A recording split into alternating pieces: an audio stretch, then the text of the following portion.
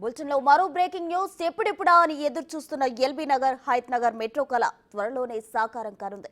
మరోవైపు హయత్ నగర్ మెట్రో ప్లాన్తో రంగారెడ్డి జిల్లాలో భూములు ధరలకు రెక్కలొచ్చాయి. తొలుత ఐటీ కంపెనీల రాకతో భూముల విలువ అమాంతం పెరిగింది. ఇక రీజనల్ రింగ్ రోడ్డు వల్ల జిల్లాలో భూములు బంగారం అవుతాయనడంతో ఎలాంటి అతిశయోక్తి లేదు. అయితే ఎక్కడా లేని విధంగా 100 కోట్ల రూపాయలు పలుకుతున్న భూమి కేవలం ఈ జిల్లాలోనే ఉన్నట్లు అధికారిక లెక్కలు చెబుతున్నాయి.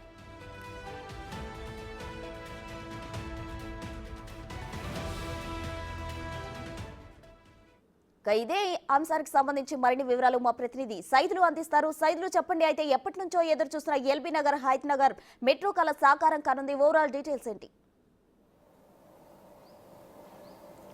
ప్రస్తుతం చూసాం మనము తెలంగాణ రాష్ట్రం ఏర్పడిన తర్వాత గత 10 ఏళ్లలో బీఆర్ఎస్ పార్టీ అభివృద్ధి కుంటుపడింది. కానీ కాంగ్రెస్ పార్టీ ఇప్పుడు అధికారంలోకి వచ్చిన తర్వాత 6 నెలలు గడవక ముందే తెలంగాణ రాష్ట్రాన్ని అభివృద్ధి పదంలో శక్తి వంచన లేకుండా పనిచేస్తున్నారు సీఎం రేవంత్ రెడ్డి అని చెప్పవచ్చు. ఎందుకంటే ఇప్పటికే మనము చూసాము రాష్ట్రాన్ని అభివృద్ధి పదంలో ముఖ్యంగా రైతు సమస్యలు కానీ విద్యార్థుల సమస్యలు కానీ మిగతా అన్ని విధాలుగా కూడా ఇటు 6 గ్యారెంటీలకు సంబంధించి అమలు కానీ ఇవన్నిటిని కూడా శక్తి వంచన లేకుండా ఎప్పుడు కూడా నిత్యం ప్రజల్లో ఉంటూ ప్రజా సమస్యలు తెలుసుకొని పనిచేస్తున్నారు సీఎం రేవంత్ రెడ్డి. దానిలో భాగంగా నిన్న అబ్దుల్లాపూర్ మెట్టు లస్కర్ గూడలో ఇటు గీత కార్మికులకు కాటమయ్య రక్షణ కవచాలని పంపిణీ కార్యక్రమం చేశారు. దానిలో భాగంగా సీఎం రేవంత్ రెడ్డి కొన్ని కీలకమైన వ్యాఖ్యలు కూడా చేశారు.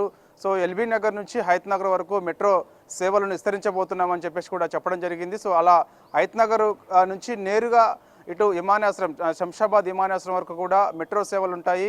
ఇలా ఎవరైతే విజయవాడ నుంచి ఉంటారో వారు నేరుగా హయత్ నగర్లో దిగి అక్కడ నుంచి మెట్రో రవాణా సౌకర్యం నేరుగా ఎయిర్పోర్ట్కి వెళ్ళే మార్గం ఉంటుంది కాబట్టి చాలా ఈజీ ఉంటుందని చెప్పేసి కూడా చెప్తున్న నేపథ్యం కనిపించింది. సో టెండర్లు కూడా మరి కొంత తక్కువ టైంలోనే పిలిచే అవకాశాలు కూడా కనిపిస్తున్నాయి. సో ఇక అదేవిధంగా టీ స్కేర్ ముఖ్యంగా మనము చూసుకున్నట్టయితే మాత్రము రాయదుర్గంలో టీ స్కేర్ని కూడా ఇటు అతి తక్కువ టైంలోనే అది కూడా ప్రారంభించే అవకాశాలు అయితే కనిపిస్తున్నాయి. ఎందుకంటే ఇప్పటికే టెండర్లు కూడా పిలిచారు. సో ఖచ్చితంగా అక్కడ వర్క్ కూడా స్టార్ట్ చేస్తారని చెప్పేసి కూడా చెప్తున్నారు.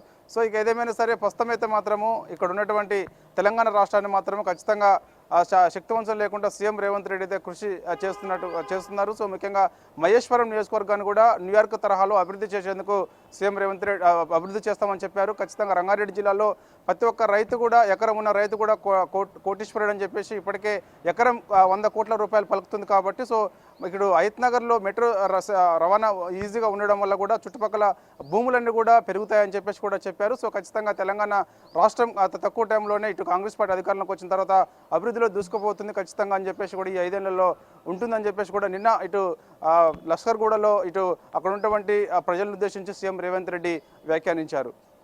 Right Saidulu, thank you.